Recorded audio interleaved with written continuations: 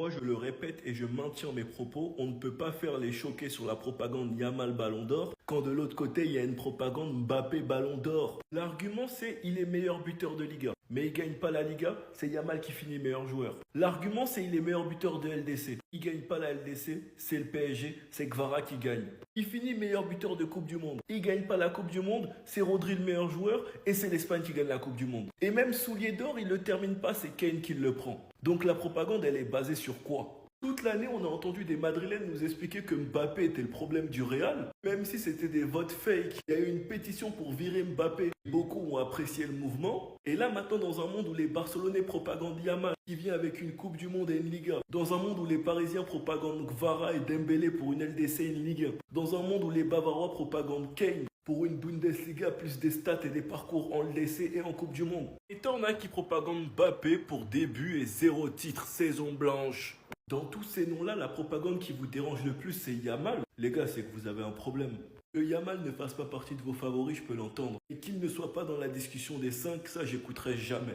Dans les commentaires de cette vidéo, on va voir qui va deviner qui va être l'alternative à Alvarez. Fabrizio a déclaré que le Barça est en train de chercher une alternative au cas où l'Atlético ne veulent toujours pas vendre Alvarez, que la priorité reste Alvarez, mais que s'ils ne veulent pas le vendre, le Barça cherche déjà une alternative et qui va donner les noms dans les prochains jours. Donc proposez des joueurs en commentaire et simplement devinez qui va être l'alternative. Parce que malheureusement, du côté de l'Atlético, il y a la copine moche qui nous explique qu'il n'est pas intéressé, alors qu'il a lui-même dit en 4K devant tout le monde « Je veux vivre mon rêve ». Mais la copine moche nous dérange. J'ai bel et bien l'impression qu'ils ne vont pas le libérer. Maintenant, je me demande de son côté qu'est-ce que Alvarez va faire. Est-ce qu'il va rentrer en clash avec l'Atlético? Est-ce qu'il va s'excuser pour réintégrer le groupe? Est-ce que l'Atlético va nous faire le coup de ne pas nous le vendre à nous, mais que lui accepte finalement de rejoindre, je ne sais pas, le PSG ou Arsenal? Je pense qu'il veut gagner des titres parce qu'enchaîner les saisons blanches à l'Atlético, il veut plus. Sinon, moi, personnellement, de mon côté, j'espère que l'alternative, c'est Kroupi. À suivre aussi le cas Ferran Torres. Est-ce qu'il part, est-ce qu'il reste? S'il prolonge, il sera donc en concurrence avec soit l'alternative, soit Alvarez. S'il part, faudra donc recruter 2 fois à ce poste-là. Si c'est pas Alvarez, un Kroupi et un Slani, pour moi, ça fait l'affaire. Il me fait quand même de la peine, Ronny Bardghji. Arrivé de Copenhague, il est venu en étant le remplaçant de Lamine Yamal. Donc déjà que tu sais que tu vas quasiment pas jouer. Mais Flick, quand on vous dit qu'il a quasiment pas fait jouer, il l'a quasiment pas fait jouer. Parce qu'en vrai, en Copa del Rey, par exemple, si vous regardez, du début jusqu'à la fin, tous les matchs, Lamine joue 90 minutes. Hein. Que ce soit contre les semi-pros, etc., etc.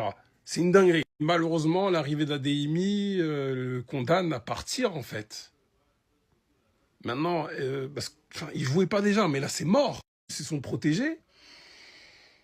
Maintenant, est-ce que c'était un message qu'il envoyait à la direction pour faire part de son mécontentement? Parce que, en fait, je sais pas, je te ramène un triplé national, je te ramène en demi-finale, tu me ramènes Bardghji comme renfort. Est-ce qu'il n'est pas victime de ça au final? Mais bon, quand tu viens au Barça, alors que tu viens de Copenhague, t'as coûté 2 millions et que tu arrives en interview dire que quand tu as signé au Barça, c'est pas pour signer au Barça Athlétique, tu te mets une balle un peu dans le pied, même si en soi, c'est compréhensible. Parce que tu joues avec des champions avec Copenhague, tu bats Manchester United de mémoire, en étant décisif, je crois.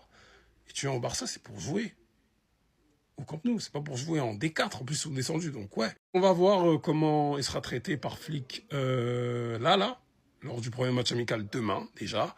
Et les gars, on verra, hein. Mais je pense qu'il va partir. Dites-moi ce que vous pensez de son cas.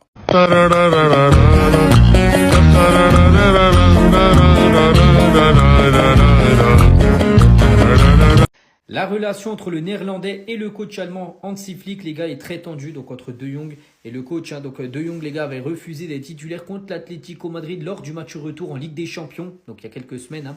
Donc il avait le feu vert médical. Donc s'il a le feu vert médical, c'est qu'il était apte à jouer. Mais lui n'a pas voulu être titulaire. Hein.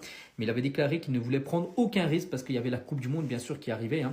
Donc Hansi Flick est très en colère et déçu par Frenkie De Jong depuis cet incident. Et à noter que Frenkie De Jong s'est blessé pendant la Coupe du Monde, les gars. Donc, il a un gros problème au genou. Il va se faire examiner. Là, pour savoir vraiment si c'est grave ou pas. On parle de plusieurs mois. Bon, bref, De Jong, les gars, pourrait essayer de retarder le diagnostic de sa blessure car il pourrait chercher un transfert. Donc, il sait que Hansi Flick ne lui fait plus confiance. Hein. Alors, il veut s'assurer de la durée de son absence avant de décider de son avenir. Tout autre chose, les gars, on va parler du premier match amical du FC Barcelone. Il aura lieu demain. Donc, rappel, hein, donc le Barça jouera son premier match amical de pré-saison contre le CE Europa. Donc, c'est une équipe de division inférieure. Hein, donc, ça sera demain à 14 h, demain début d'après-midi. Donc, le match se déroulera à huis clos et ne sera pas diffusé à la télé.